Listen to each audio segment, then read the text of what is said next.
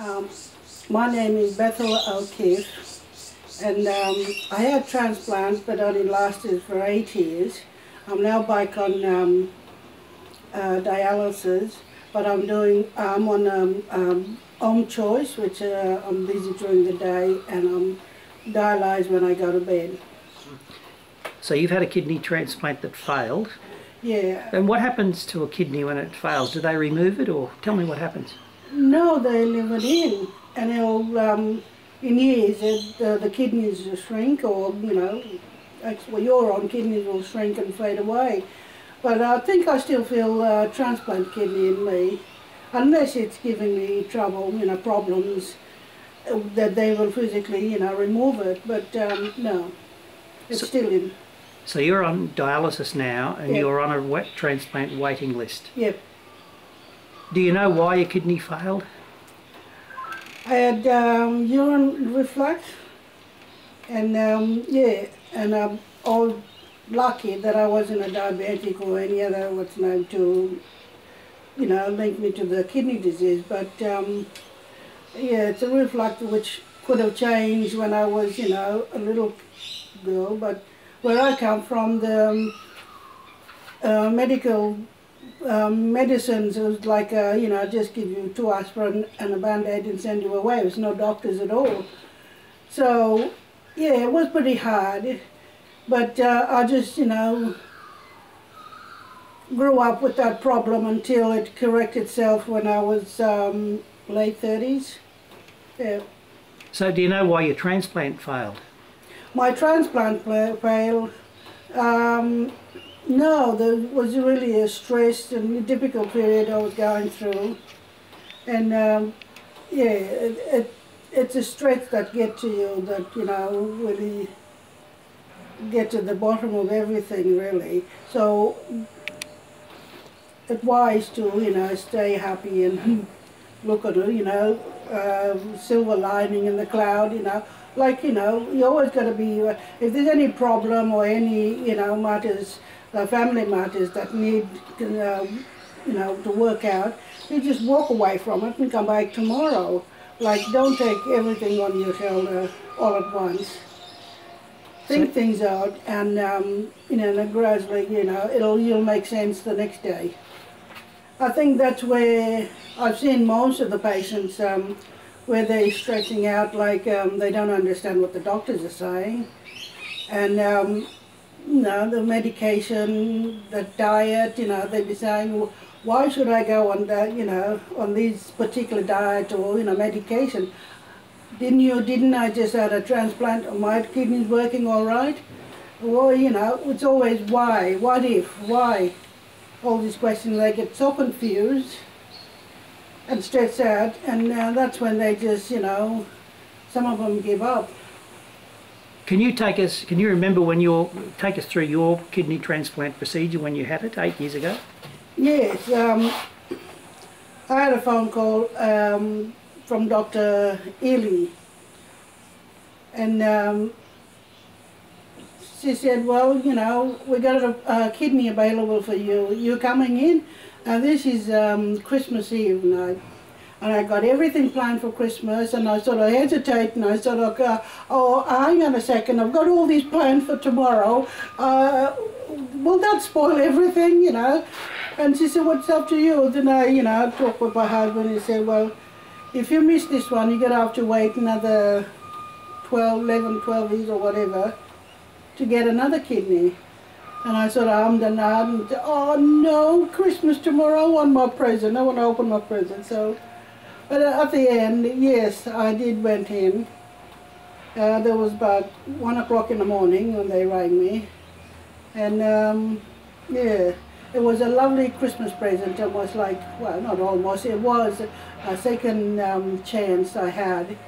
I was ever so grateful when I wake up and everything was working and all the plumbing was, you know, doing all right. Yeah. Did you have any setbacks at all after the operation? After the operation, no. The only setback I had was 36 hours later they found out the kidney that they gave me, the transplant kidney, had a cyst on it, but they've already cut a bit or biopsy and send it down to a pathologist. And 36 hours later they come up, you know, say, stop everything, you know, stop the, you know, antisuppression and everything. Only thing I did was just cry, say, please don't hurt me. I don't mind you going through, I don't mind going through transplant, but don't hurt me.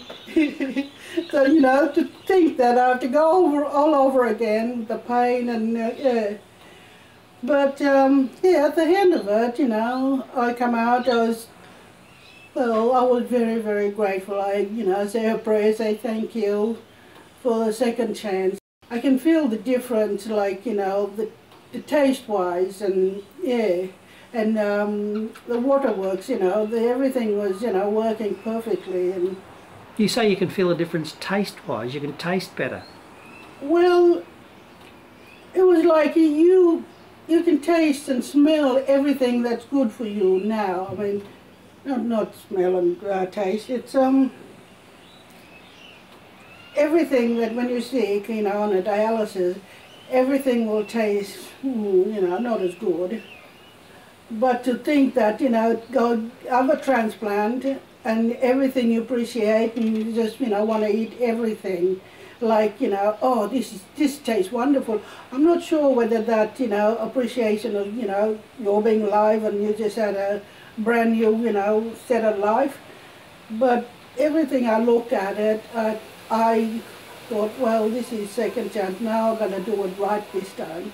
It sort of gives you a better appreciation of life, do you think? Yeah, yeah. And thinking back and thought, yes, I wasn't taking my medication and I wasn't, you know, stick to my diet, and from now on I want to know everything. And which I did. I asked all sorts of questions, and the renal staff was very kind, and the dietitian to tell me, you know, what's food what, and yeah. Did you find they made their instructions easy to understand, or were they too technical? Oh, they do, but what I don't understand, I'll sort of very nicely just say, you know, you please run it by me one more time, you know, make sure that I do understand. And yeah, and I'll make sure that, you know, we're talking about the same thing, the same food, you know, and what's that, you know, means to me to have. So, yeah. Well, after you came out of hospital, did you have someone to care for you? Well, I had my daughters. Well, the youngest one was, I think she was only 3 or 6 then. But the oldest one, but she was going to school, and yeah, I've been going to work, and yeah, I think I was all right when I came out. After the transplant, when I get home, I want to take it easy, but at the same time, I'm the mother of the house, and I want to look after, run the household. So yes, which, you know, trying to make it easy for me, not to carry heavy stuff, or, you know, look out for things like that. I just had an operation in a transplant, so I wasn't going to go and, you know, mop the whole house up and stuff like that. But yeah, easy things, cook dinner, yeah. If you had to give advice to someone who's in the same boat as you, what would you say to them? I would say, you know, go ahead by all means, you know, have the transplant, but make them aware that this is just a break from dialysis. Transplant's not the cure. It's just up to you, that you look after yourself by eating properly, exercise, and take your medication. You'll find you'll have a longer life. Don't be afraid. If you know that you had a family history of kidney disease or diabetes-related kidney disease, by all means go and, you know,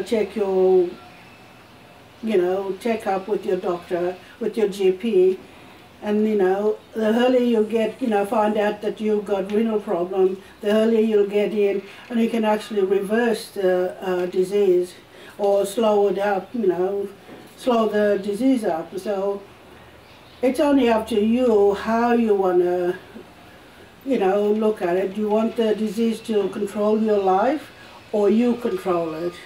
So you got to plan it out. I'm not ready to chuck in a bucket yet, so yeah. So everybody should think, you know, think like that. They admit to themselves that, you know, they want to live longer.